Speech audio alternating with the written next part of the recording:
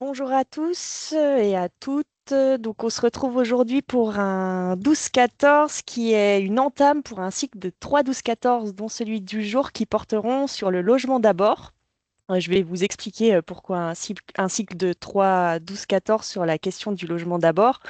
Mais je vais le faire un petit peu plus loin dans ma petite introduction, qui, vous le verrez, sera courte aujourd'hui, puisque on a la chance d'avoir plusieurs intervenants, dont un qui reviendra sur les principes et les notions du logement d'abord un peu plus précisément que ce que je vais faire là. Mais l'idée, c'était de vous redonner à tous des éléments de contexte et une base commune sur la question du logement d'abord.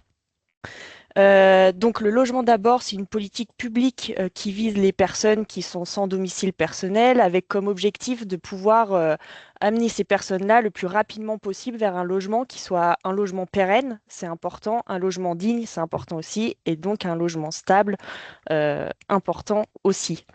Ce qui est aussi intéressant à retenir sur la question du logement d'abord, c'est que l'idée, c'est justement de pouvoir ne pas passer par les strates du parcours qu'on appelle habituellement parcours en escalier, où les gens peuvent passer d'abord dans un hébergement d'urgence, puis ensuite dans un hébergement d'insertion, puis ensuite dans un logement accompagné, avant de finalement arriver dans un logement dit autonome. Donc avec la politique du logement d'abord ou la philosophie du logement d'abord, on évite ce parcours-là. Et l'idée, c'est que les gens puissent arriver directement dans un logement dit autonome, sans du coup qu'on ait présagé de leur capacité ou de leur incapacité à habiter dans un logement.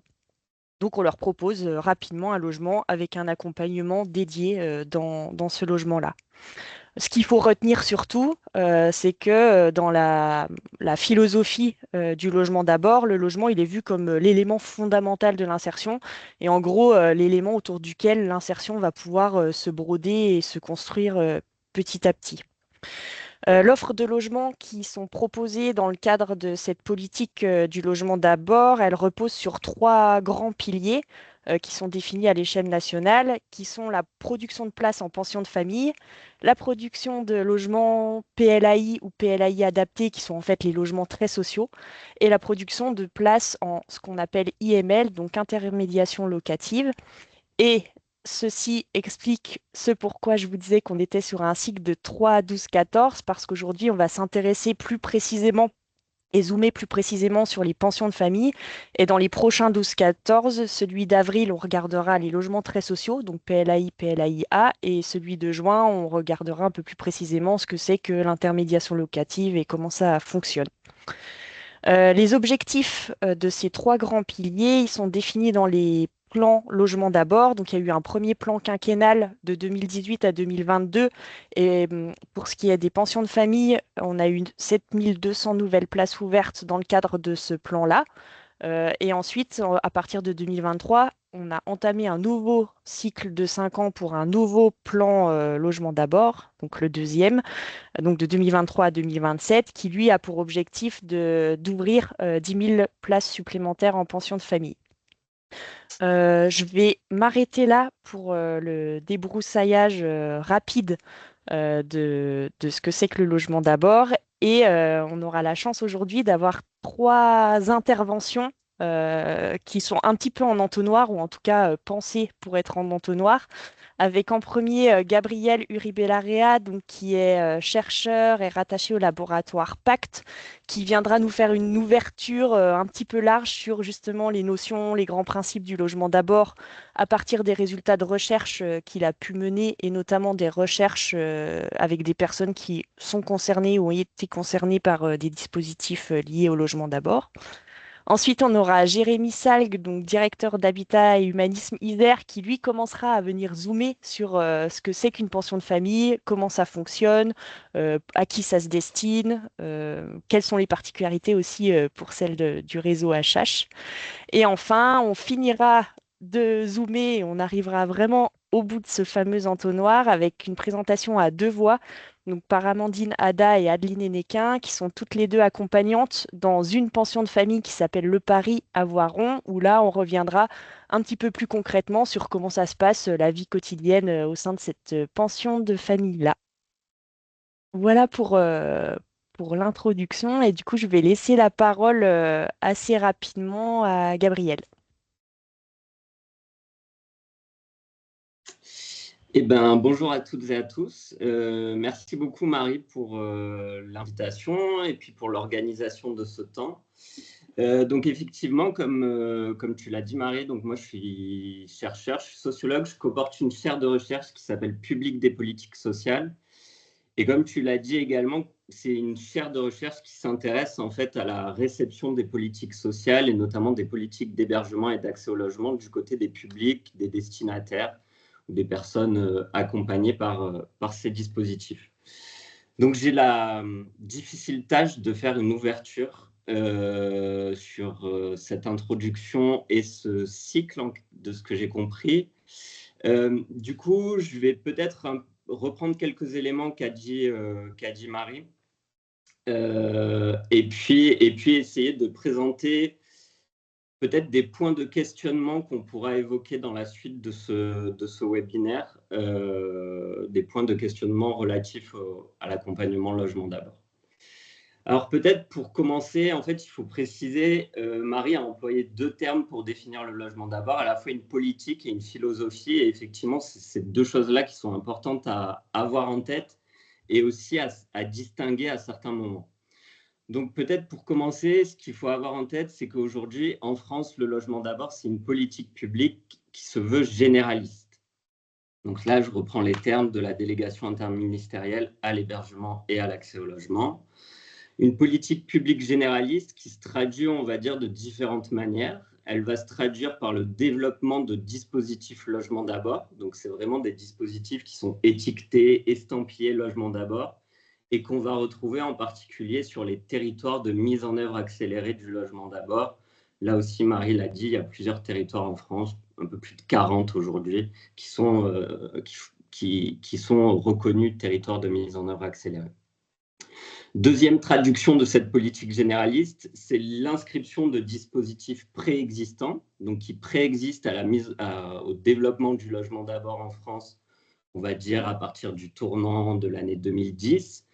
Donc des dispositifs préexistants qui vont être intégrés dans la mise en œuvre du logement d'abord. Donc typiquement, le cas qui nous intéresse aujourd'hui, les pensions de famille, ça rentre complètement dans ce cadre-là. C'est un dispositif qui préexiste au logement d'abord, mais du coup qui va être réinscrit dans le cadre de cette politique publique et qui va d'ailleurs être mis en avant dans le cadre de cette politique publique. Puis troisième traduction, d'une certaine manière, c'est la diffusion de principes d'intervention qui seraient caractéristiques d'une approche ou d'une philosophie, comme disait Marie, du logement d'abord, notamment au sein des dispositifs d'hébergement. Et du coup, plutôt que de voir en fait une opposition entre le logement d'abord et les dispositifs d'hébergement, finalement, il y a une manière un petit peu de retourner cette situation-là et de voir comment en fait des principes orientés logement d'abord vont infuser dans le cadre de l'hébergement.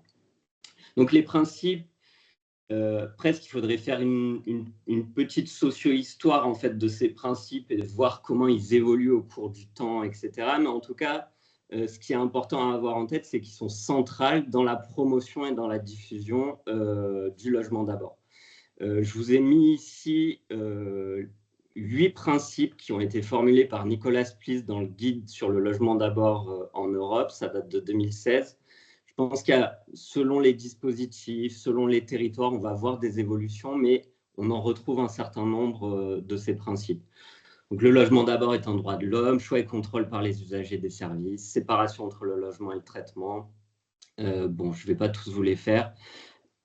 On verra, je vais plutôt m'arrêter sur deux d'entre eux, le choix et le contrôle par les usagers des services et la souplesse de l'accompagnement qui sera proposé aussi longtemps que de besoin. J'y reviendrai un peu plus.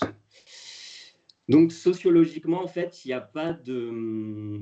C'est pas très intéressant, ces principes-là, si on se dit qu'on va aller vérifier leur effectivité dans les pratiques des professionnels ou dans des dispositifs qui s'inscrivent dans le cadre du logement d'abord. Donc, l'idée, ce n'est pas tant de vérifier si ces principes s'accordent avec la pratique, que plutôt en faire des points de questionnement sous deux angles différents. c'est d'abord voir comment ces principes constituent des nœuds problématiques pour les professionnels notamment, qui vont faire l'objet de discussions, de débats, de désaccords, de critiques, d'affirmations, de revendications, de justifications, à la fois sur le sens de l'action, sur la manière d'agir, et finalement sur ce qui compte et sur ce qui font les valeurs des professionnels qui interviennent auprès des personnes sans domicile.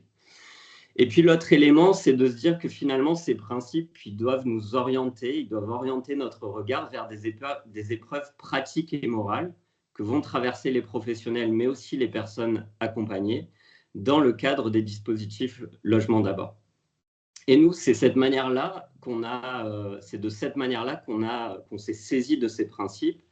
Donc d'abord dans une recherche qu'on a réalisée sur le logement d'abord saisi par ses destinataires, dans le cadre de laquelle on a rencontré des personnes accompagnées par des dispositifs Logement d'abord à Grenoble et à Lyon, 81 en l'occurrence, certaines personnes qu'on a rencontrées à plusieurs reprises. Et c'est principalement sur cette recherche que je vais m'arrêter dans la suite de ma présentation. Et puis c'est aussi en fait mettre au travail les principes du logement d'abord de cette manière. C'est quelque chose qu'on est en train d'ouvrir, on va dire, dans le cadre d'une nouvelle recherche, cette fois sur le logement d'abord plutôt du côté des professionnels. Une recherche qu'on commence tout juste et qui va durer jusqu'en 2028, à partir d'une enquête, cette fois à Brest, Lyon et Poitiers.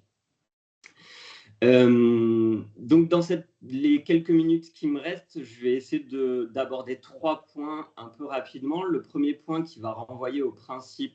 pardon, Marie, si tu peux juste... Voilà, super, merci. Le premier point qui... Tu allais beaucoup plus vite que moi. Le premier point qui va renvoyer au principe du choix et contrôle par les usagers des services et qui va plutôt poser la question en fait, de l'entrée dans les dispositifs Logement d'abord et notamment qui va poser la question du choix du type d'habitat. Le deuxième point, ça sera l'occasion de revenir sur le principe relatif à la souplesse de l'accompagnement qui sera proposé aussi longtemps que de besoin. Et donc, du coup, l'idée, ça sera plutôt d'aborder les fins d'accompagnement dans le cadre du logement d'abord. Et puis, en guise d'ouverture, conclusion, j'essaierai de revenir sur la question des lieux repères, aussi une catégorie qu'on peut retrouver dans certains dispositifs logement d'abord et qui nous invite peut-être à poser d'autres questions, ou en tout cas à réfléchir à d'autres choses autour du logement d'abord. Donc là, on peut passer à la diapo suivante. Merci beaucoup. Premier point sur être accompagné vers un logement à soi. Donc là, je m'appuie principalement sur la recherche Le logement d'abord saisi par ses destinataires qu'on a mené avec Julien Lévy. Ouais, vous pourrez avoir les diapos. C'est pour ça aussi que les slides sont peut-être un peu remplis à certains moments. Ça permettra de laisser une trace à la suite de l'intervention. Donc, les personnes accèdent à des dispositifs logement d'abord sans en avoir fait la demande. D'ailleurs, la plupart des personnes que nous, on a rencontrées dans les recherches sur le logement d'abord, en fait, elles ne savent pas qu'elles sont accompagnées par des dispositifs logement d'abord. Elles ont fait des demandes d'hébergement ou des demandes de logement finalement, qui les ont conduits à recevoir une proposition pour être accompagnés dans le cadre de dispositifs logement d'abord, mais elles ne font pas une demande directe à ces dispositifs-là. Les personnes accèdent à un logement à soi selon 3 modalités. Alors, ce qu'on appelle un logement à soi, c'est vraiment, on insiste à la fois sur 2 dimensions, sur le type d'habitat, le logement, j'y reviendrai, et la dimension à soi qui va renvoyer en fait à une certaine expérience d'habiter, mais aussi à un statut locatif, du coup, les personnes qui sont locataires de leur logement. Donc, première modalité, les personnes accèdent à un logement à soi de manière directe, un accès direct. Donc, elles sont accompagnées par un dispositif logement d'abord. Dès qu'elles rentrent dans un logement, en fait, elles en sont locataires en titre. Il n'y a pas de statut locatif transitoire ou d'hébergement auparavant. Elles arrivent directement dans un logement dont elles sont locataires. On a ensuite des dispositifs logement d'abord qui vont proposer, en fait, avant d'accéder à un logement à soi, qui vont proposer des habitats de passage, donc des habitats qui relèvent plutôt de l'hébergement, en fait, dans lesquels les personnes ne vont pas avoir vocation à rester lorsqu'elles y arrivent, lorsqu'elles y rentrent. Ce qui est intéressant, en fait, pour justement, on entend parfois que le logement d'abord est un changement de paradigme par rapport à la politique de l'hébergement social. Du coup, on voit aussi des nuances puisqu'on retrouve en fait des modalités d'hébergement dans certains dispositifs logement d'abord. Donc, ça invite plutôt à penser des imbrications plutôt qu'une opposition entre ces deux manières de répondre au sans-abrisme. Et puis, une troisième modalité d'accès qui est un accès par le biais de statuts locatifs transitoires.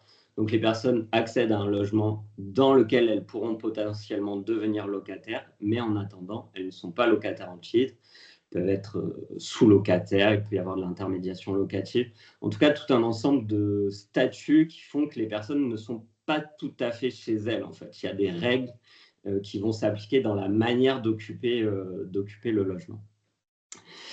Nous, dans la recherche qu'on a menée sur le logement d'abord, ce qui est important, c'est que ces dispositifs logement d'abord permettent d'accéder à un type d'habitat principal, ce qui est le logement, et plus spécifiquement l'appartement individuel.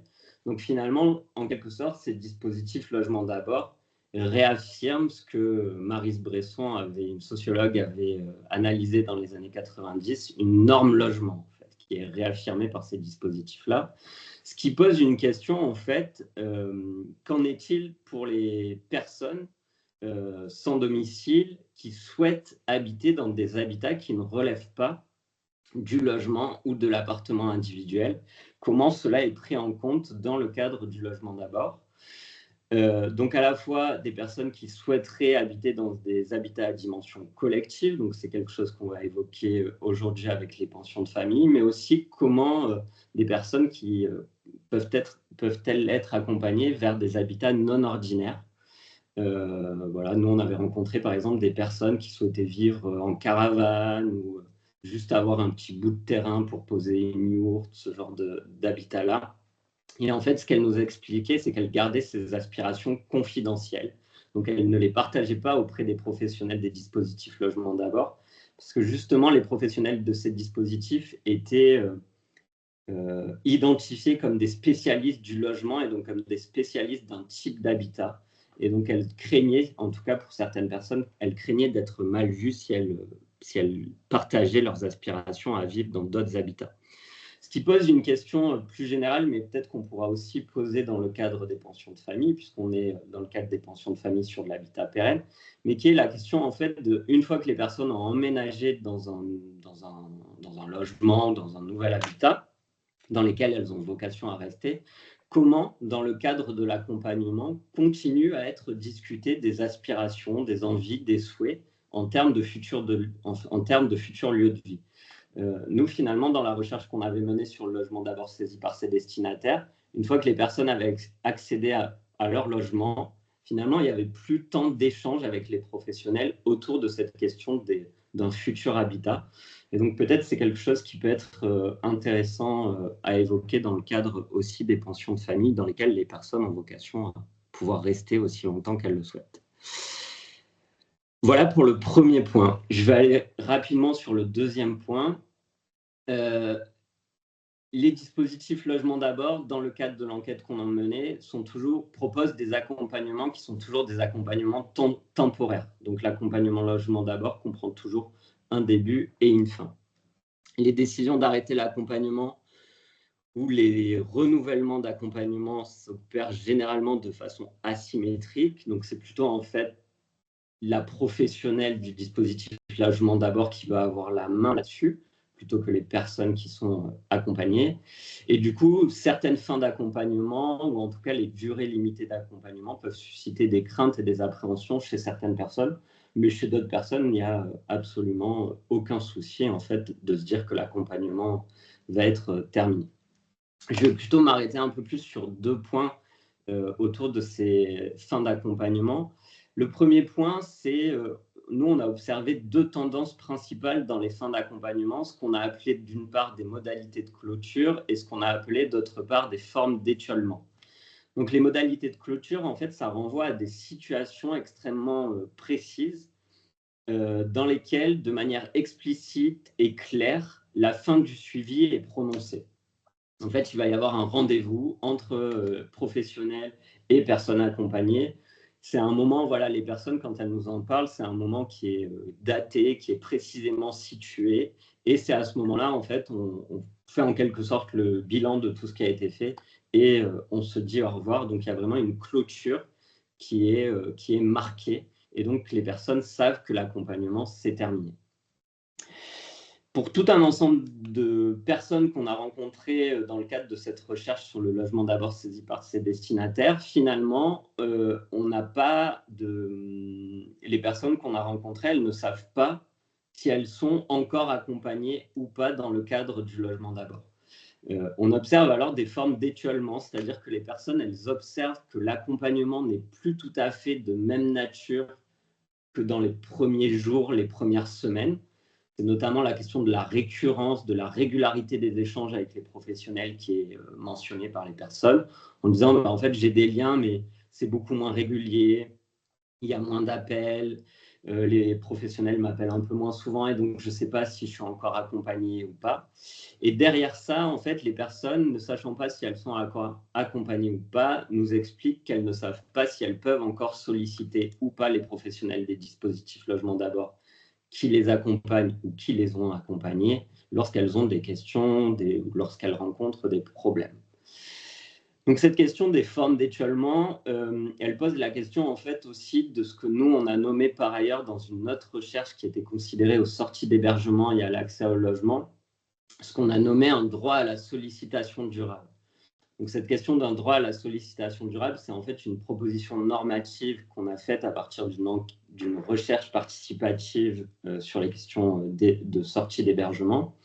Et l'idée d'un droit à la sollicitation durable, c'est de se dire que c'est un droit, une possibilité pour les personnes de solliciter autant de fois et aussi longtemps qu'elles le souhaitent les dispositifs qui les ont accompagnés pour demander un conseil ou bénéficier d'un service. Ce droit à la sollicitation durable, en fait, il reconnaît d'une certaine manière une pratique et il généralise une pratique qui existe déjà dans tout un ensemble de dispositifs où les professionnels d'une pluralité de dispositifs répondent à des personnes qui ne relèvent plus de ces dispositifs, mais qui ont été accompagnées il y a plusieurs mois ou plusieurs années par ces structures. Mais l'idée, c'est aussi, en fait, tout en reconnaissant, en fait, cette possibilité-là de solliciter, c'est aussi de se dire que cette pratique qui existe, elle est inégalement répartie, inégalement affirmée aujourd'hui dans les dispositifs selon les professionnels et selon les personnes concernées. Mais donc voilà, du coup, l'idée, c'est de réfléchir à cette question d'un droit à la sollicitation durable et donc de penser en fait comment les dispositifs continuent d'une certaine manière à demeurer hospitaliers pour des personnes qui n'en relèvent plus directement. Dernier point sur ce droit à la sollicitation durable, ça ne signifie pas une réactivation d'un accompagnement. En fait, c'est plutôt des sollicitations ponctuelles. En tout cas, c'est comme ça que nous, on l'a imaginé pour demander un conseil, bénéficier d'un service de manière ponctuelle et située.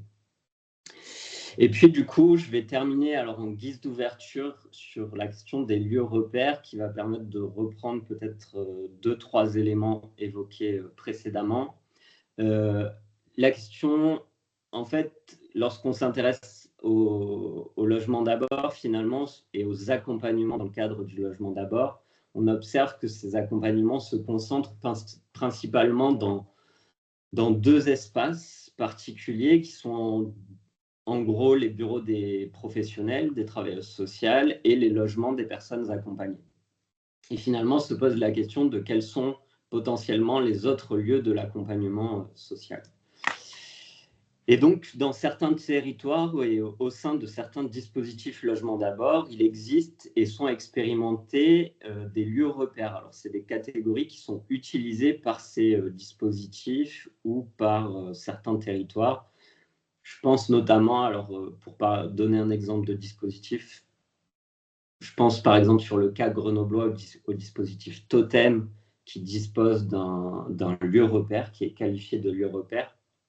Et je pense par exemple à la métropole aussi de Lyon, qui dans le cadre de sa mise en œuvre du logement d'abord, a estampillé un certain nombre de lieux comme des lieux repères, donc notamment des accueils de jour, et puis peut-être qu'on aura l'occasion d'y revenir avec Jérémy, des escales solidaires d'habitat humanisme.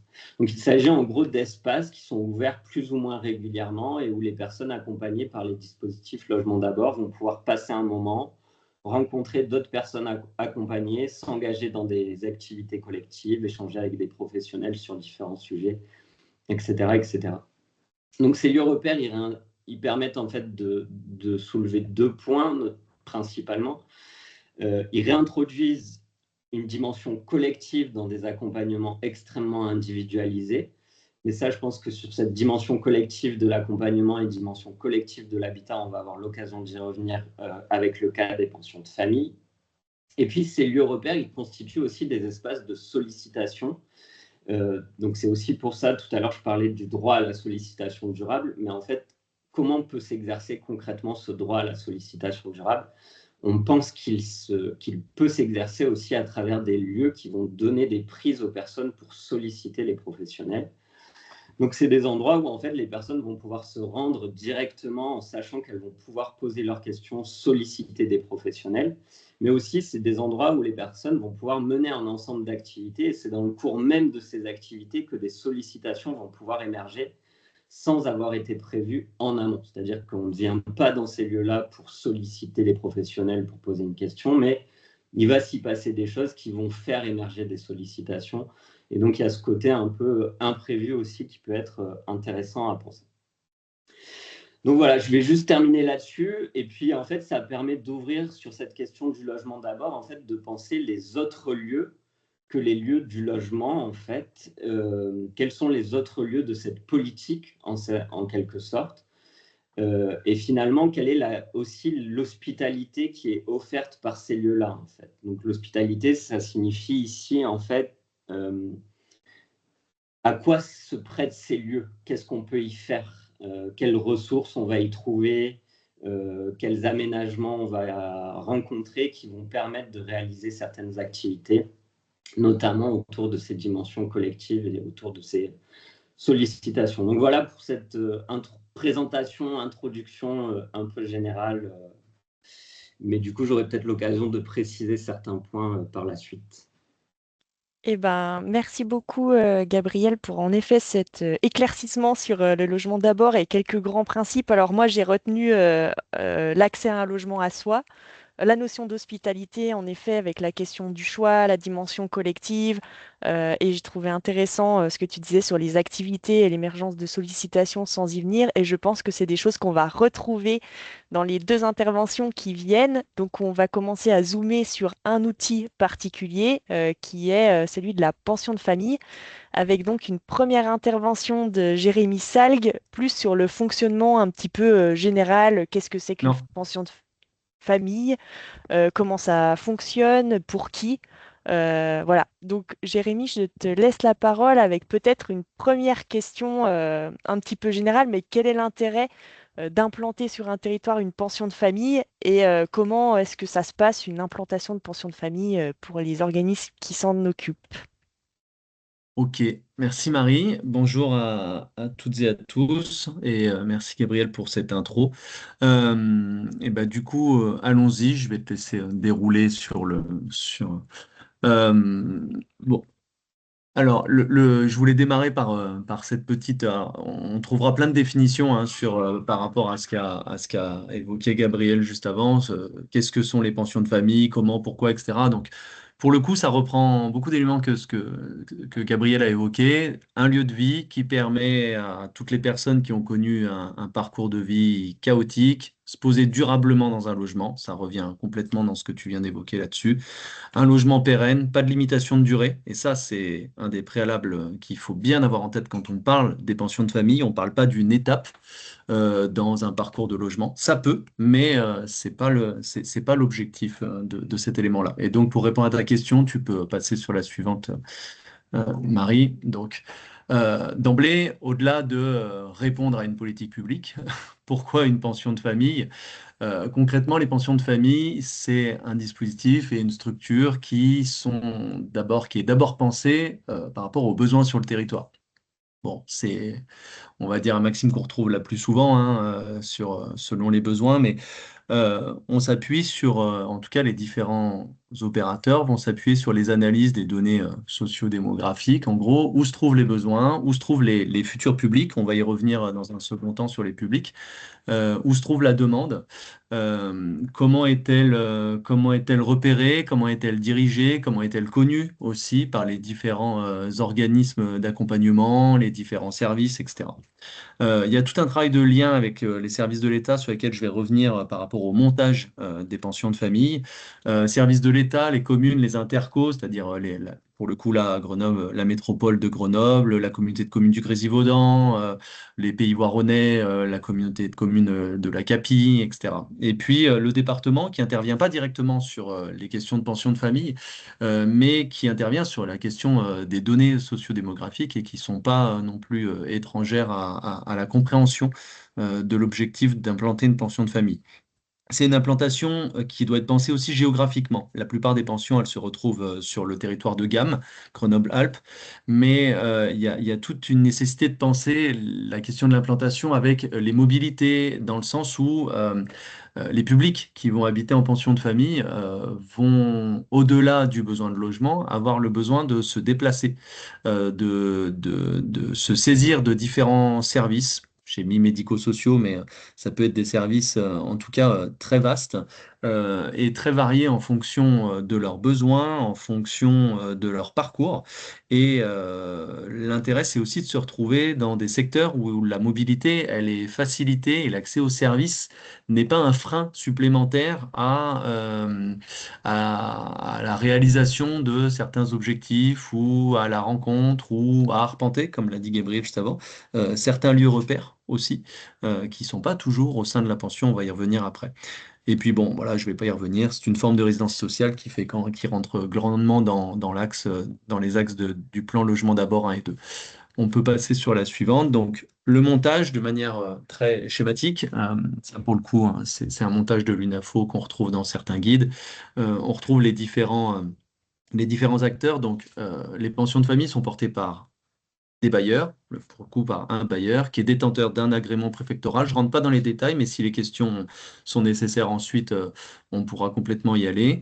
C'est un partenariat, dans le sens où il y a vraiment un travail collaboratif entre tous les acteurs locaux qui ont été présentés, que j'ai évoqué juste avant, donc l'État, la commune, l'interco, gestionnaire, propriétaire, qui, pour le coup, chez Habitat Humanis, trouve être le même, le gestionnaire et le propriétaire, parce que du coup, on construit dans le propriétaire, il y a la maîtrise d'ouvrage, ce qu'on appelle généralement, et du coup, on porte ces deux éléments-là, et puis les services locaux de l'État. Faut retrouver un peu dans ce schéma-là un dessin assez fidèle du fonctionnement du montage.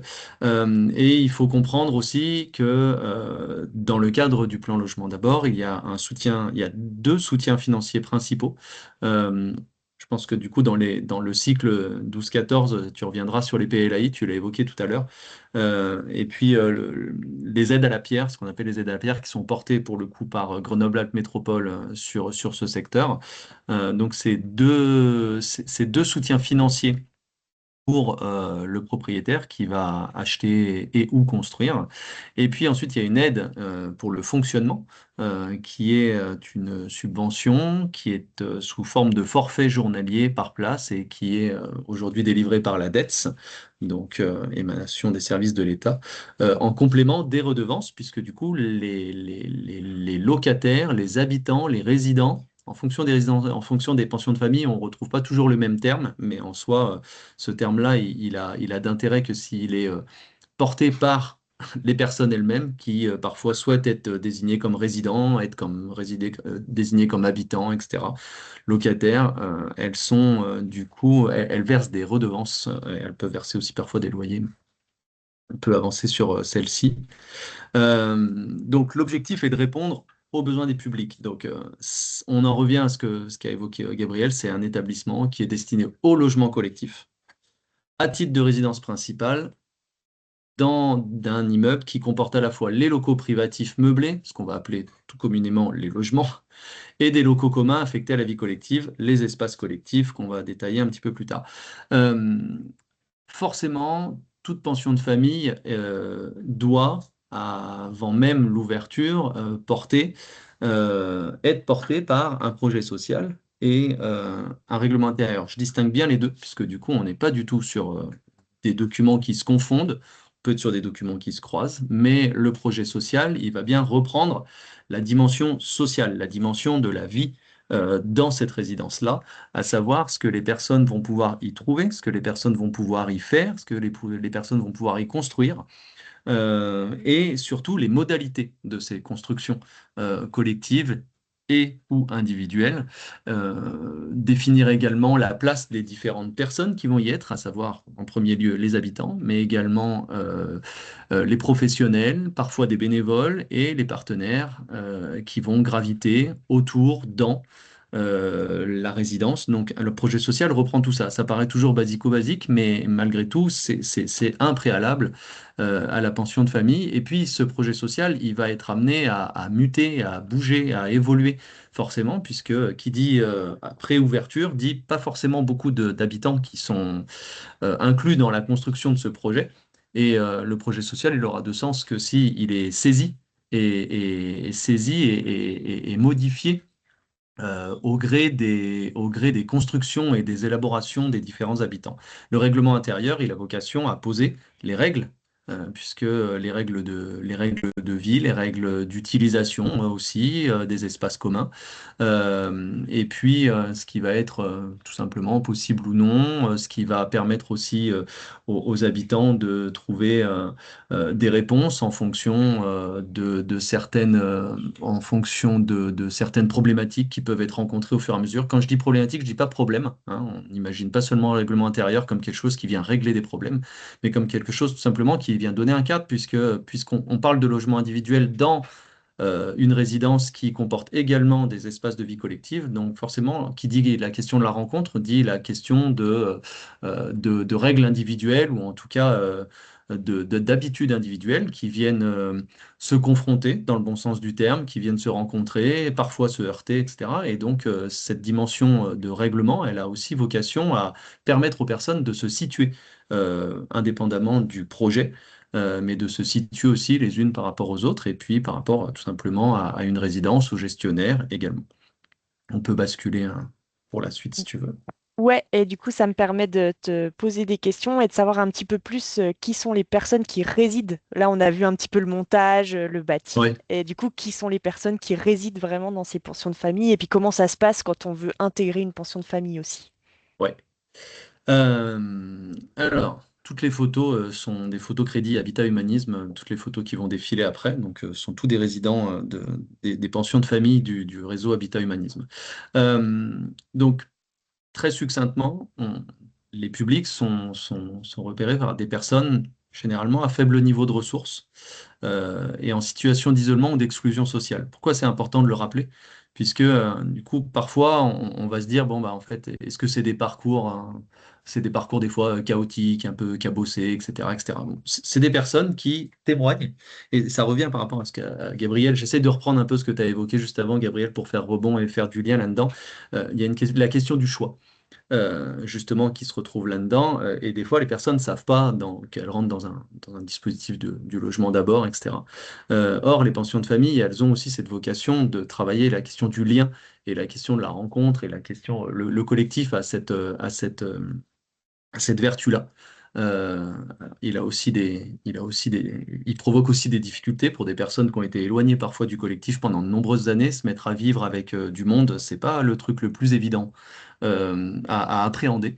Mais la question de la situation de l'isolement et ou en tout cas parfois de l'exclusion sociale, c'est quelque chose qui se retrouve assez fortement dans les profils des pensions. Euh, Chez Habitat Humanisme, on a une majorité d'hommes, ça c'est certain, et une moyenne d'âge d'un peu plus d'une cinquantaine d'années, c'est non négligeable aussi, puisque du coup, ça vient, ça démarque tout de suite une certaine dynamique, une certaine expérience de vie, aussi la façon dont les parcours vont se rencontrer, puisque qui dit une bonne cinquantaine d'années dit des parcours qui sont quand même relativement longs, relativement euh, chargés, du fait de tout ce temps passé avant de rentrer en pension de famille. Je veux bien que tu passes sur la suivante. Du coup, il me semble. Ouais. Euh, alors, contrairement à Gabriel, j'ai peu élaboré les diapos parce que du coup, sinon ça fait lourd. Généralement, on lit et du coup, il y a moins de, il y a moins de, il y a moins il y a moins d'oral. Donc, volontairement, j'ai moins mis d'infos là-dessus. Issu d'une demande sociale, il y a bien une demande de logement social qui se trouve derrière et qui est en appui. Alors, du coup, ça revient avec le choix. Théoriquement, l'orientation, ou en tout cas l'orientation qui a pu être faite par un travailleur social de venir préconiser une place en pension de famille, c'est parce qu'il y a un projet de reconstruction dans la durée. Il y a toutes les questions d'isolement également, et puis il y a la question de sûrement une difficulté qui a été en tout cas témoigner ou repérer une difficulté sans doute un peu trop importante d'accéder à un logement individuel qu'on va appeler communément dans le diffus et qui du coup amènerait sans doute un risque pour les personnes de se sentir encore plus isolées. La question du logement y trouve une réponse, mais la question de l'isolement, pas forcément. Donc la question de la pension de famille est souvent une réponse et en tout cas préconisée par les travailleurs sociaux qui vont accompagner les personnes. C'est une orientation qui est envoyée, qui est donnée par le SIAO, hein, pour le coup, sur l'Isère. Euh, et comment ça se passe pour l'entrée?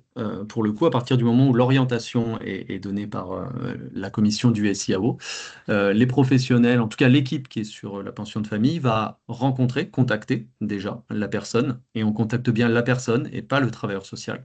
On contacte la personne en lui proposant justement de venir nous rencontrer, visiter la pension, visiter un logement, et il peut choisir d'être accompagné par le travailleur social qui le souhaite, ou par quelqu'un d'autre. On n'a absolument pas de problématique là-dessus. En tout cas, on vient visiter comme n'importe qui viendrait visiter. C'est la première base. N'importe qui viendrait visiter un logement avec un ami, avec une connaissance, etc. Donc ça, c'est un préalable. Tu peux dérouler sur la suivante. Ah non, je pensais que j'avais mis plus de choses là-dessus. C'est parce que tu m'as posé la question sur l'entrée, mais du coup, ça va venir, ça va venir après. Je pense que tu peux dérouler les deux suivantes. Du coup, on va passer sur celle-ci. Euh, Parce que je vois l'heure qui défile en même temps et je vois que je traîne vite. Je veux bien que tu passes encore sur celle-ci. Ouais, on va partir là-dessus, sur la question de l'entrée. Donc, généralement, on retrouve un T1 équipé. Alors, les plans logement d'abord dit équipé ou non. La plupart des pensions de famille équipent pour une arrivée. Alors, l'équipement, c'est pensé pour une installation rapide. L'équipement, ça va être une kitchenette, une table, deux chaises, un lit. Généralement une penderie, une armoire, en tout cas une étagère, voilà, les éléments qui vont permettre une installation rapide, puisque il y a des personnes qui arrivent avec leurs affaires, parfois quelques équipements, parfois voilà, des éléments de décoration, puis il y a des personnes qui arrivent avec un sac. Voilà. Et le but, c'est que les personnes elles puissent s'installer rapidement. Généralement, chez Habitat Humanisme, on essaye pareil, on va faire deux assiettes, deux fourchettes, deux verres, etc. Enfin voilà, le but, c'est de pouvoir tout de suite s'y installer. Euh, c'est l'objectif, tu l'as rappelé, tu vois, on ne s'était pas concerté, c'est un logement à soi. C'est d'entrer dans son logement. Et c'est un logement individuel, c'est un logement qui est à habiter, donc il va falloir l'investir en tout cas, et ça prend du temps. On va pouvoir le décorer, on va pouvoir le soigner, etc. Et puis ce logement-là, c'est un logement à soi, ça veut dire c'est un logement dans lequel on peut inviter, dans lequel on peut accueillir. Et ça reprend les notions d'hospitalité déjà que tu as évoquées juste avant sur la question de tout simplement la reconnaissance d'avoir son propre logement. Il y a une certaine légitimité aussi hein, de venir se dire, ça y est, c'est un logement à soi. Et on ne le définit pas dans une pension de famille comme un logement dans un collectif. On est bien dans un logement, dans une résidence dans lequel il y a des espaces collectifs. La sémantique, et parfois on a l'impression qu'on pinaille un peu, mais la sémantique, elle est hyper importante, notamment pour les personnes. Euh, Tu peux basculer sur celle d'après. Je pense que je dois avoir celle sur l'arrivée, justement. Ah, punaise, mais celle-ci, je ne l'ai pas mise. C'est plus tard, hein. Alors, du coup, Je crois comme j'ai pas la main sur Attends, je regarde parce que parce que tu m'as posé la question sur l'arrivée et qui est non négligeable là-dessus. C'est euh, peut-être encore après. Non, pas du tout. Alors, j'ai oublié de te mettre celle-ci. peut-être... Ah, bah non, elle est C'était là. là, elle était là, L'entrée en pardon. pension de famille. L'entrée, une fois que la personne elle a visité, rencontré, etc., il y a un petit temps, il y a un laps de temps où on laisse à la personne aussi le soin de digérer cette visite, cette rencontre, revenir vers nous avec des questions si nécessaire, revisiter si nécessaire également. Le but, c'est que la personne, elle ait compris aussi les enjeux d'habiter en pension de famille. C'est un logement dans lequel il y aura aussi des habitats, il y aura aussi des espaces collectifs. Une fois que cet accord il est donné, attends, une fois que cet accord il est donné, du coup, on va tout de suite prévoir l'entrée. Et l'entrée, elle est accompagnée dans le logement. C'est-à-dire les professionnels vont accompagner l'état des lieux. Il y a quelqu'un qui va, en tout cas, quelqu'un d'une agence de gestion locative qui va être là pour faire l'état des lieux. C'est-à-dire que en tant que locataire, on prend aussi part à son état des lieux. C'est la première étape aussi pour rentrer dans le logement. Il y a une remise des clés qui est toujours une étape non négligeable. Et puis on remet tous les documents, on représente, etc. Généralement, il y a toujours un habitant ou deux qui aime bien, en tout cas, participer à cette arrivée. Il y a une installation selon les besoins. On va parfois laisser la personne complètement seule dans son installation, puis parfois on va soutenir la question de l'équipement, la question de repérer, en tout cas l'inscription dans le territoire. Ce que j'appelle, c'est qu'il y a des personnes qui arrivent qui viennent pas de ce quartier-là, voire de la ville. Et tout simplement, bah, les repères, ils sont où? Tu as évoqué tout à l'heure la question des lieux repères. Les repères se trouvent où? Les services se trouvent où? Possiblement, on va devoir changer de SLS. On va devoir on va devoir changer de CMP, etc. Enfin voilà, il y a des choses comme ça et du coup, ça, on est chargé de l'accompagner. Et puis, la question des démarches administratives. Si elle est responsable de ces démarches, ben, il y a aussi parfois besoin de faire basculer certains éléments, et c'est nécessaire, parfois avec des services de protection également qu'on va impliquer dans ces éléments-là. Et puis, c'est le temps des premiers liens collectifs, tout simplement, faire connaissance d'autres habitants, des règles, etc. On peut peut-être revenir en arrière, mais je te laisse guider selon Et, et sinon, le j'allais temps. dire, je pense que en effet, le temps s'écoulant, Ouais, ensuite, tu voulais nous parler un petit peu du quotidien, justement revenir un petit peu sur les espaces collectifs et les ouais, équipes, mais je te propose qu'on laisse peut-être la dernière intervention et que tu puisses la ok, compléter éventuellement, parce que je pense qu'il y a des éléments qui seront reprises ok. par Amandine et Adeline. Et peut-être juste si tu veux bien nous dire quelles sont les spécificités d'Habitat Humanisme, et notamment sur les bénévoles, puisque c'est quand même ce qui fait votre marque de fabrique. Ouais, c'est ça. Alors, sur le collectif, si tu veux bien, je vais juste dire un micro-mot parce que par rapport à ce qu'a dit Gabriel tout à l'heure, il y a des trucs hyper importants sur. Ouais, on a voilà, cette diapo est parfaite. Donc, les espaces collectifs, voilà, vraie force pour la vie collective et la dynamique collective. Donc, c'est un vrai support c'est un vrai support dans la question et de l'accueil, des discussions, des débats, des disputes. Et il y en a des disputes en pension de famille. Et tant mieux, parce que c'est ça qui fait aussi. Euh, qui donne aussi la possibilité aux personnes de faire, comment dire, euh, de parler de leur choix, de parler de leur positionnement, etc. Alors des fois, les mots, ils sont pas forcément évidents à sortir, mais c'est ces mots-là qu'on va encourager. Et c'est parce que ces espaces collectifs sont là que du coup, on va pouvoir s'en saisir, ils vont pouvoir également, eux, s'en saisir. C'est ouvert à tous les habitants et surtout, il y a une vraie notion de, c'est ouvert à l'extérieur. Ça va avec la question des partenariats et la question des spécificités. C'est que très volontairement, c'est ouvert à l'extérieur parce que la pension de famille, elle n'a pas vocation, parce que c'est un collectif, à vivre seul et à vivre reclus, parce qu'il y a suffisamment de monde dedans, des professionnels, etc. L'ambition, c'est aussi de l'ouvrir. Et je reviens par rapport à ça, je voulais dire un mot, parce que Gabriel, tu as parlé des lieux repères, etc. On a des personnes qui arrivent en pension de famille et les premiers mois, elles arpentent pas les espaces collectifs parce que leurs lieux repères sont ailleurs. Et ça doit être OK. Voilà, c'est dit de manière très succincte, mais ça doit être OK. Une personne qui s'inscrit pas dans le collectif, c'est différent d'une personne qui vient pas dans le collectif. Ne pas venir dans le collectif, ça veut pas dire ne pas s'y intéresser, ça veut pas dire ah bah mince, on a fait le mauvais choix, cette personne, finalement, la pension de famille, elle voulait juste le logement, etc. Non, cette personne, elle avait des lieux repères avant d'arriver. Et on doit comprendre ces lieux repères-là. On doit accompagner aussi le fait de pouvoir maintenir ces lieux repères. Et pourquoi pas de partager, de permettre à d'autres de découvrir, etc. Donc du coup, c'est nécessaire de se rendre compte que les espaces collectifs, ne sont pas les seuls lieux repères des habitants des pensions de famille. Voilà. Et ça, c'est hyper important parce que des fois, les premiers mois, on se dit, on ne voit jamais passer dans le collectif les personnes. Bah oui, mais elles font pas rien, elles vont ailleurs, elles ont d'autres collectifs. Et ça, c'est hyper important à avoir en tête. Je veux bien que tu reviennes sur les spécificités. Alors, en effet, chez Habitat Humanisme, le temps que tu retrouves cette diapo, on a un modèle avec des bénévoles et des équipes de bénévoles, pour le coup. Alors, attention, on va pas, je ne vais pas vendre du rêve, on n'en a pas 35 par pension de famille. Le bénévolat, c'est un sujet à part. Mais on propose à des bénévoles tout simplement de participer. Ils participent selon déjà un parcours. Hein. Les bénévoles n'arrivent pas comme ça d'un jour à l'autre. Donc, Habitat Humanis, il y a une spécificité autour du bénévolat, d'accueil, de formation, etc. Et puis, de venir comprendre ce que les bénévoles font par rapport à des professionnels. On n'a pas des bénévoles qui comblent quand on n'a pas de professionnels, et inversement.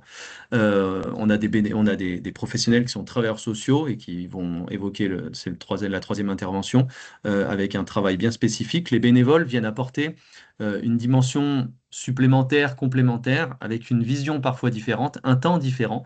La petite phrase que j'ai mis au bout, ils ont une relation différente des travailleurs sociaux. Il y a des personnes qui rentrent en pension de famille et dans les dispositifs du logement d'abord en général, qui ont vu des travailleurs sociaux toute leur vie. Et un énième travailleur social, c'est une énième fois où il va falloir dérouler sa vie. Tu as évoqué tout à l'heure, parfois, c'est un peu la crainte de dire ses aspirations. Ouais, et ça, c'est non négligeable. C'est pareil, il faut qu'on l'ait en tête. Le lien avec les travailleurs sociaux, parfois, quand bien même on a des travailleurs sociaux ultra conscients de ça. Il y a aussi des choses qui vont pas se dérouler dans la conversation, dans le débat. Et euh, les bénévoles, tout simplement, ils n'ont pas la casquette travailleurs sociaux. Les bénévoles, ils ont la casquette chez Habitat Humanisme. Cette entrée, c'est la création de liens. C'est ça l'objectif. Et la création de liens, elle se passe par la rencontre, la discussion, pardon, l'écoute, etc. Il n'y a pas plus de choses qui sont demandées derrière.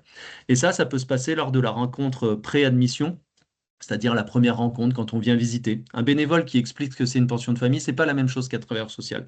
Et tant mieux, parce que la personne, elle peut entendre différemment les choses et elle va retenir comme elle le souhaite aussi. Lors de l'accueil et de l'installation, c'est pareil. On ne vient pas apporter quelconque jugement sur ce qu'il faudrait installer d'abord, gérer d'abord, etc. Le bénévole, il va être là et donner un peu de son temps, aider à aménager, etc. Et tout ça, c'est juste de une forme ça participe à la reconnaissance. C'est-à-dire, voilà, si vous avez besoin que je vienne pour poser une étagère, je viens pour poser une étagère. Voilà, on a des bénévoles qui sont juste là pour ça et qui vraiment répondent à la sollicitation à cet endroit-là. Ils participent autant collectif. Ils sont autant dans la création que dans la participation des partenariats en fonction de leurs envies, de leurs compétences, de leur formation, etc. Il y en a qui ont des idées et qui du coup peuvent aussi voir les partenariats avec un autre œil moins professionnel parfois et qui apportent également. Et puis ce qu'on appelle les conseils de maison, une fois toutes les 5 semaines, réunion de tous les participants de la pension de famille. Merci. Alors, je sais que tu avais d'autres choses à dire, mais là, Mais je j'ai reprends vu l'heure. mon, C'est toi la chef. mon visage de militaire Ah, sur pareil, à l'heure. compléter en fonction des. Pareil, à Et je, compléter et en je fonction pense des. qu'en effet, l'intervention qui vient juste après, donc d'Amandine et Oui, Adeline, qui sûrement, sont ouais. les deux accompagnantes d'une pension de famille, donc le Paris à Voiron, je pense qu'il va y avoir des Ouais, échos à la fois à ce qui a été dit par Gabriel et ce que tu viens de dire. Donc, n'hésite pas, après leur intervention, à ouais. rebondir s'il y a des choses que Très tu bien. voulais dire que tu n'as pas dites. Pareil pour Gabriel. Mais du coup, on peut laisser la parole Merci, donc, Anna. pour la présentation de la pension de famille Le Paris. Et on va peut-être un peu plus voir justement comment ça se passe. La vie quotidienne dans une pension de famille, comment se passent les rencontres dont on a déjà parlé, comment se passe l'accompagnement, etc. Oui, bonjour du coup, bonjour à toutes et tous. Et puis merci aux deux autres intervenants qui ont bien lancé, on va dire, le sujet. Tout d'abord, donc la pension de famille Le Paris, donc elle se situe à Voiron. On est l'association Le Relais aux Anames et qui fait partie du groupement des possibles. La pension de famille de Voiron, c'est deux grands bâtiments déjà dans un premier, donc qui sont implantés dans le centre-ville de Voiron, où effectivement on a d'un côté, donc il y a juste une petite rue qui sépare ces deux bâtiments, où on a effectivement 13 logements d'un côté, 9 de l'autre. avec effectivement les parties collectives sur l'un des bâtiments et le bureau des personnes accueillantes. On a aussi 5 logements dans le diffus. Donc, c'est des logements qui dépendent de la pension de famille, mais qui sont effectivement situés à 10 minutes à pied, toujours dans le centre-ville. Et on a aussi une extension de 10 places qui se situe du coup sur la commune de Saint-Jean-de-Moiran. Et c'est une extension dans la mesure en fait, où on a eu un financement il y a quelques années, il y a plus de 4 ans, mais que pour 10 places. Et du coup, il y a un projet effectivement de construction, enfin au-delà d'un projet, c'est en cours, de la nouvelle construction d'une pension de famille sur Coublevis. Et effectivement, les 10 personnes qui sont actuellement sur Saint-Jean-de-Moiran iront d'office dans cette nouvelle pension de famille à Coublevis. On accueillera 15 autres nouvelles personnes. Donc, ça fait un paquet de monde effectivement sur la pension de famille. On est au niveau de l'équipe, on est bien lotis parce que c'est vrai que à la base de la création des pensions de famille, il y a plutôt l'idée d'avoir un binôme, ce qu'on appelle même des hôtes d'accueil. Mais voilà, c'est vrai que nous, ça a démarré en 2006. Maintenant, la pension de famille de Voiron, oui, elle va avoir 20 ans. Elle a démarré effectivement avec 2 collègues qui étaient animateurs à l'époque, qui n'avaient pas forcément Enfin voilà, comment dire, en pension de famille, il n'y a pas forcément de profil de personnes qui accompagnent les résidents. Ça peut être effectivement toute personne. Nous, il s'avère que là, actuellement, on a 3 travailleurs sociaux, donc moniteur éducateur, éducatrice spécialisée et conseillère en économie sociale et familiale. Et on a la chance aussi d'avoir 2 infirmières qui travaillent sur la pension de famille. On y reviendra aussi du pourquoi, à un moment donné, le médical entre dans ce genre de structure. Voilà, donc, par où prendre les choses. Donc, on est très bien lotis, effectivement, au niveau de l'équipe. Ouais. Ben, je te laisse prendre le relais. Oui, peut-être juste une précision. Les pensions de famille, comme le disait Jérémy, puis Gabriel, enfin plutôt Jérémy là, sur le financement et comment ouvre une pension de famille, on a donc du coup le forfait journalier de l'État que la dette nous donne, c'est 19,50 € par logement.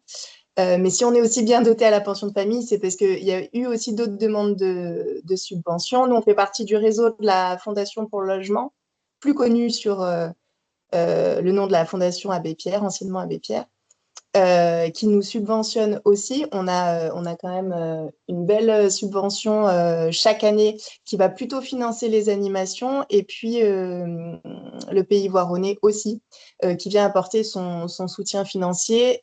En tout cas, ça vient expliquer aussi pourquoi on est bien doté en termes d'équipe. Et c'est aussi plutôt l'ARS qui finance un poste à 100% d'infirmières, de médiateur santé. Ça fait 10 ans à Voiron qu'il y a une infirmière au sein de l'équipe de la pension de famille.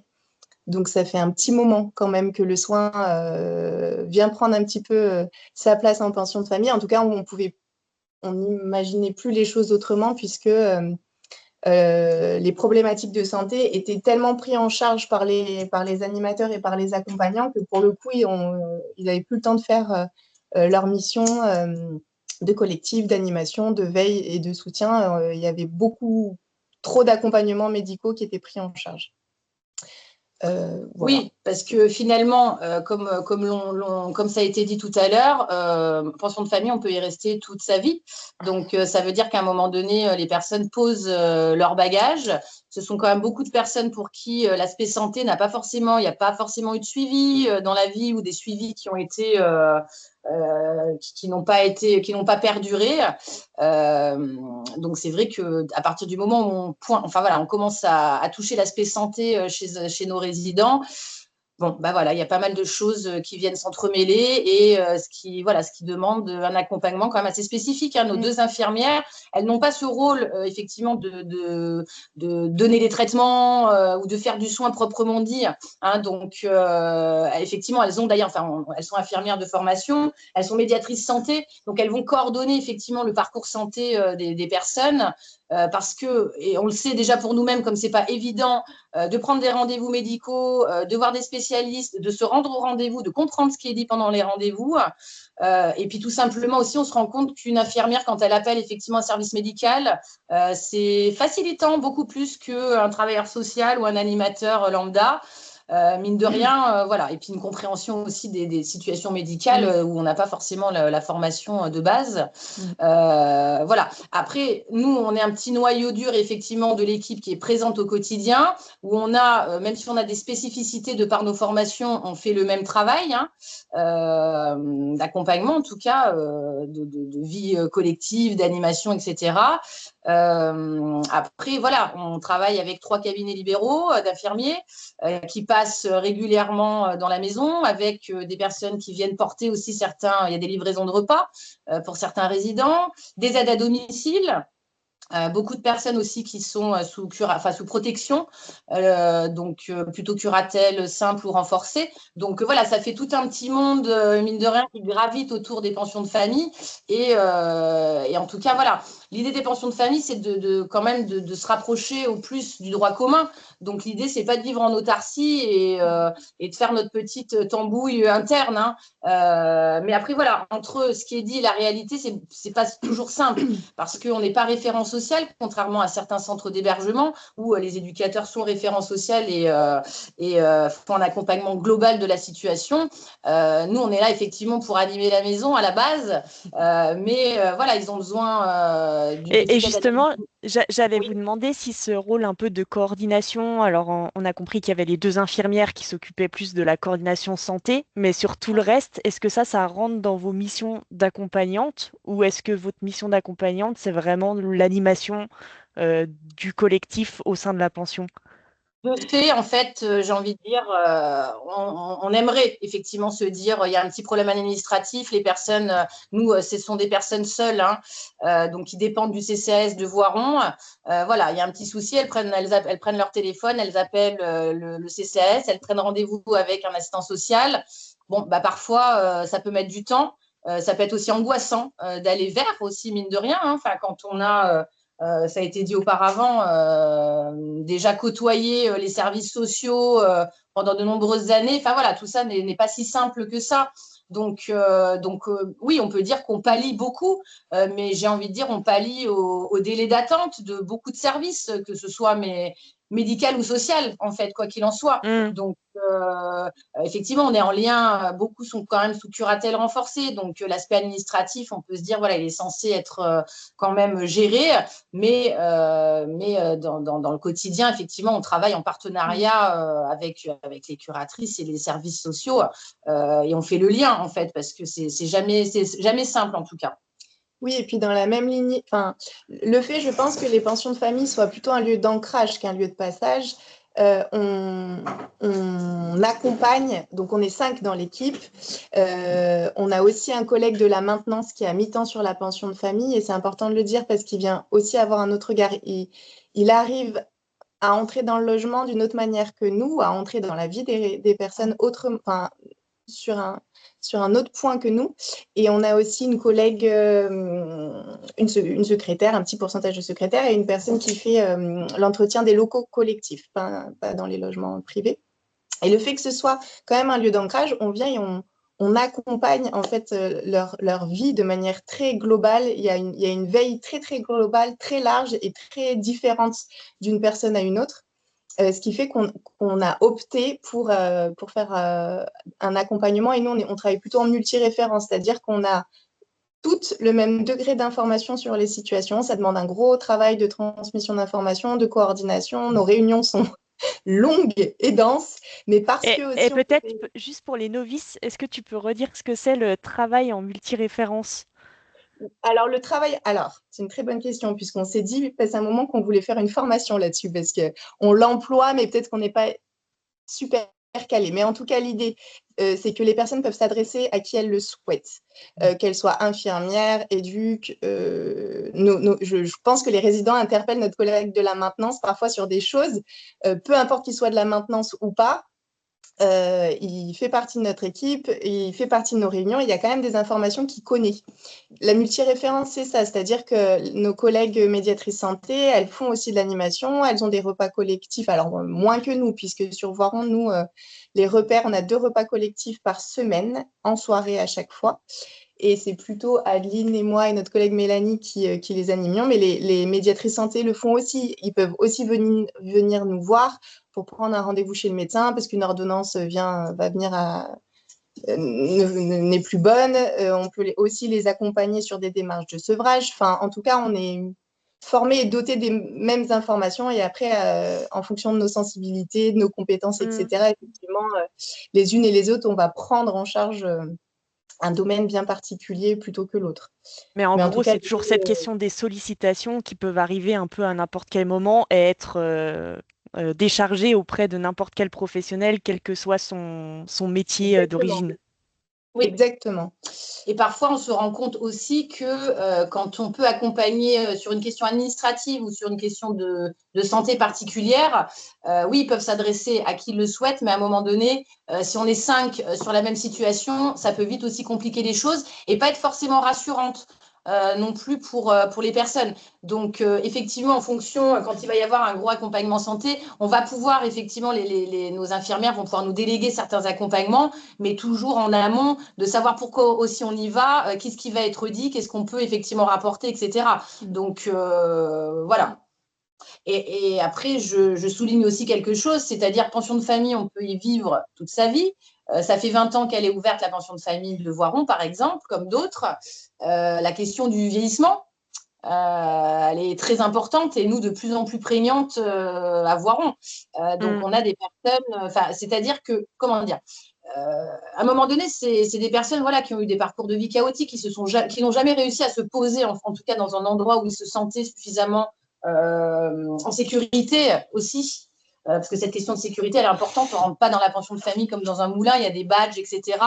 Il n'y a pas de présence la nuit, mais nous, on est là quand même du lundi au samedi. Et après, il y a une veille effectivement du voisinage qui est aussi très importante. Mais voilà, la question du vieillissement et de la perte d'autonomie chez nos résidents, ça reste des profils qui ont eu des parcours chaotiques, comme je le disais, donc qui ont une santé fragile et qui vieillissent plus vite aussi, donc vieillissement précoce, je veux dire plus vite que des personnes qui ont une vie lambda, classique. Donc, et justement, je vais peut-être me faire relais de la question qui vient d'être posée dans le chat et ça me permet de redire aux personnes qui nous écoutent que allez-y, si vous avez des questions, n'hésitez pas à les poser dans le chat. Mais il y a quelqu'un qui vous demande s'il y a des personnes qui sont là depuis l'ouverture en 2006 présentes à la pension de famille. Oui, il y a alors malheureusement, il y a eu des décès, ça fait aussi partie de notre travail en pension de famille d'accompagner le vieillissement, la vie et la mort pour le coup. Mais on a encore une ou deux personnes qui sont arrivées en 2006, qui étaient même là avant notre chef de service ou les collègues qui travaillent depuis presque 20 ans à la pension de famille. Donc oui, ça ne veut pas dire qu'ils ne peuvent pas en partir à un moment donné, mais en tout cas, ils sont là depuis un bon moment. Et je vois que le temps file très très vite. Peut-être parler un peu de cette notion de. Il y a une subtilité quand même en pension de famille entre l'autonomie et la dépendance, le collectif et les lieux privés. Qu'est-ce qui appartient aux uns et aux autres? C'est-à-dire qu'on cohabite quand même dans les lieux, nous, l'équipe, avec les résidents. Il y a des espaces dédiés pour ça, mais on fait aussi beaucoup d'aller-vers, c'est-à-dire qu'une personne qui a des habitudes qu'on verra tout le temps au café, si elle n'est pas là au café le matin, eh ben, on va s'en parler, on va être vigilante, et puis à quel moment on intervient ou non, mais en tout cas, on le prend en charge, on le prend en compte, et on porte notre attention quand même là-dessus. Et on essaye un petit peu souvent, les personnes, quand elles viennent visiter la pension de famille, on leur dit, on va juste vous demander quand même d'accepter qu'on veille sur vous. Et ça, c'est important parce qu'il y a quand même, on peut être autonome et pour autant avoir besoin qu'on se soucie de nous. On peut savoir faire ses courses, cuisiner, mais pas pour autant savoir interpeller, demander de l'aide quand il le faut.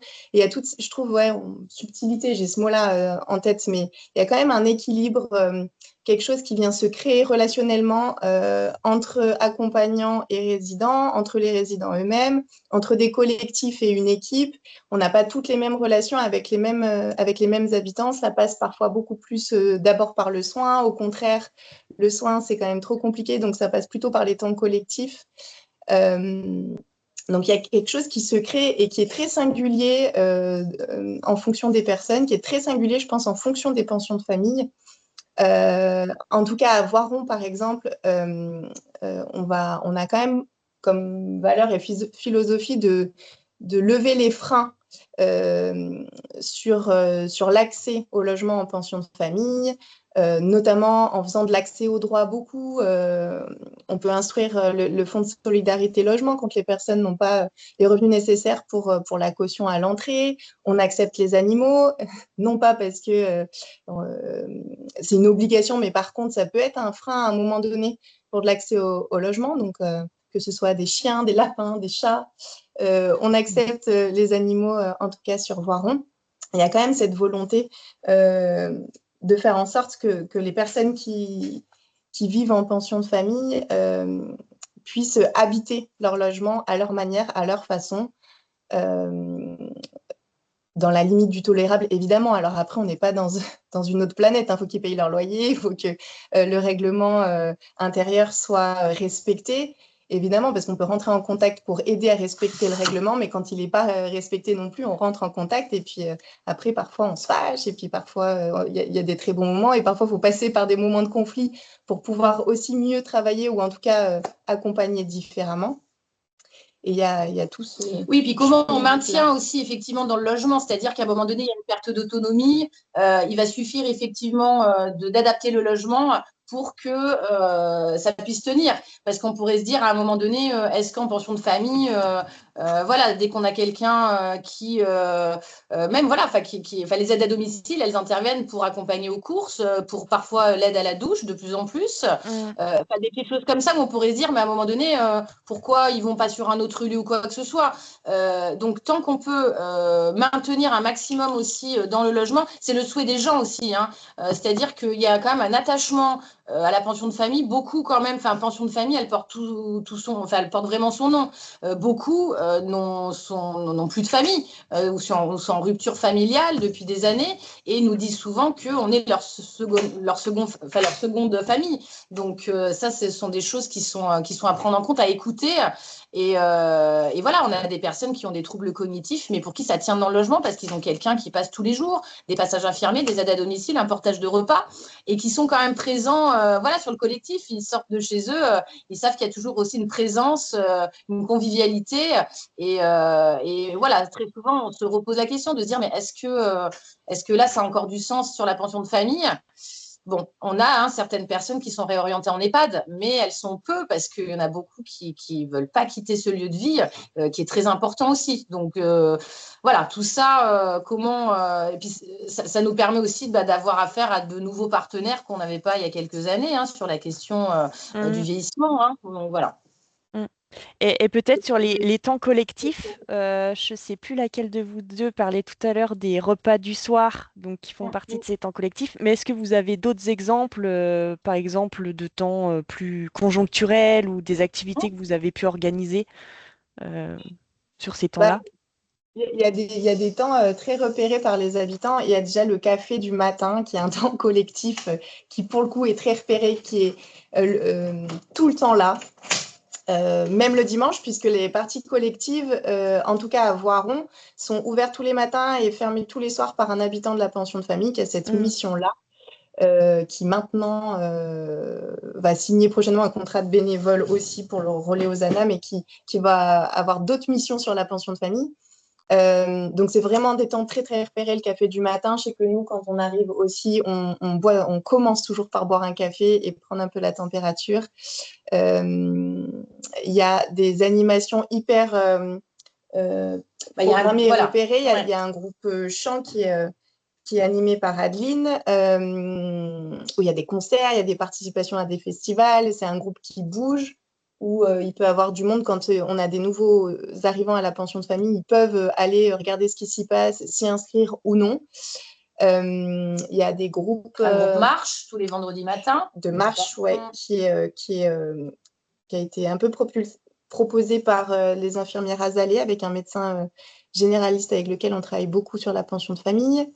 Et puis après, il y a tous les temps collectifs spontanés de quelqu'un qui a envie de faire de la peinture, l'autre qui a envie de bricoler. On peut poncer des meubles, on peut peindre des meubles sur un meuble qui ira soit dans le collectif, soit en individuel. Quelqu'un qui, enfin voilà, ça nous arrive très très souvent aussi d'aller faire des balades. On va faire des courses. Et puis si Pierre, Paul ou Jacques a en même temps besoin de s'acheter des cigarettes ou d'acheter quelque chose d'autre, et ben on a des véhicules sur la pension de famille où on peut proposer des temps collectifs très spontanés à la demande, quand nous, on peut aussi. Le collectif prend une place quand même très importante à la pension de famille. Et puis, on n'attend pas forcément qu'il y ait 20 personnes, parce que comme on le disait tout à l'heure, on a 37 résidents au total.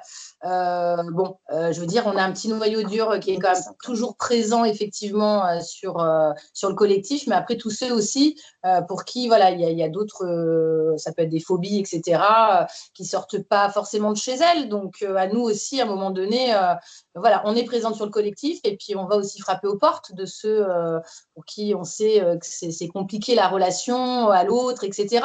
Et ils ont quand même leur place aussi en pension de famille. Parce qu'effectivement, il y a des solutions d'isolement. Peut-être, alors je ne dis pas que ce collectif leur ferait aussi du bien, mais de comment aussi, après, on peut emmener certaines personnes à un moment donné sur ce collectif, et d'autres où on sait que ce ne sera pas possible, mais de savoir qu'il y a quelqu'un régulièrement qui passe à domicile, ça ne va pas être tous les jours, mais en tout cas plusieurs fois par semaine, c'est aussi très rassurant. Et peut-être j'avais une question sur les 5 logements dans le diffus, parce que c'est aussi un petit peu particulier, j'imagine, dans le format. En tout cas, ça ne correspond pas au format qu'on peut se faire basique d'une pension de famille, mais du coup, ces personnes-là, elles ont aussi accès aux espaces collectifs du bâtiment. Donc, Oui, ils oui, leur alors, servent un peu de lieu repère pour reprendre le propos de Gabriel en début. le lieu repère, il est accessible pour tout le monde. Tout le monde a les mêmes droits dans cette salle collective et tout le monde y est accueilli avec ce qu'il est au même titre à partir du moment où ils sont résidents de la pension de famille. Et pour le coup, le droit à la sollicitation durable, on le pratique pas mal sur la pension de famille où on a plusieurs habitants et habitantes qui ne font pas plus partie, qui n'habitent plus à la pension de famille, mais qui sont ailleurs et qui participent au groupe chant, au groupe marche, au barbecue l'été, qui viennent nous voir, qui viennent boire un café. Et quand on les croise dans la rue, on leur dit, bon, ça fait longtemps qu'on ne t'a pas vu, viens boire un café, quoi.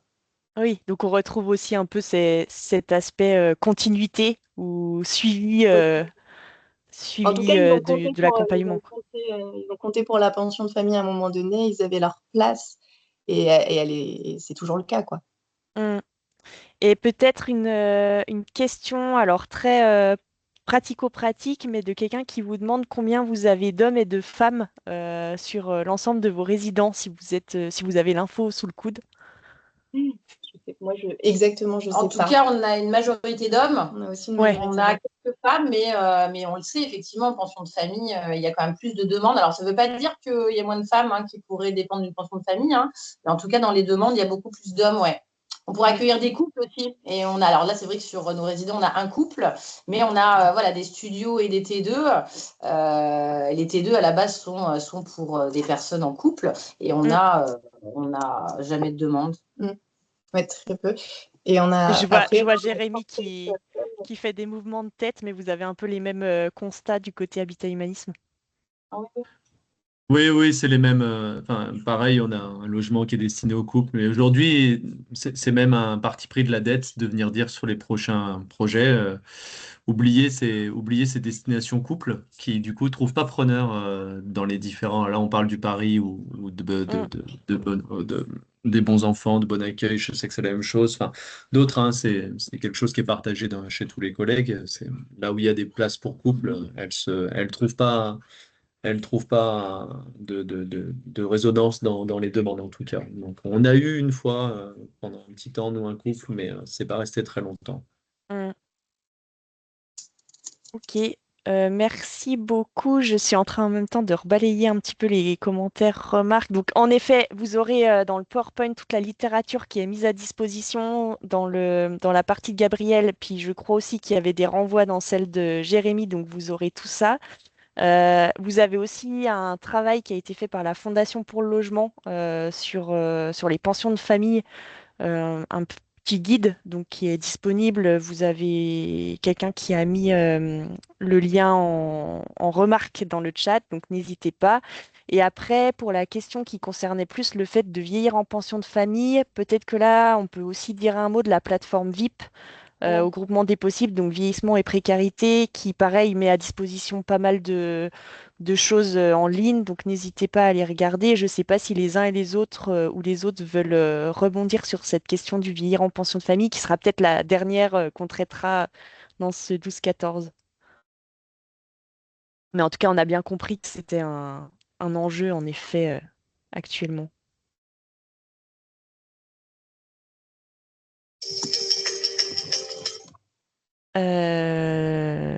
Et ben en tout cas, je vous remercie tous les quatre pour vos différentes interventions qui, je trouve, ont été claires et qui se sont bien complétées les unes les autres.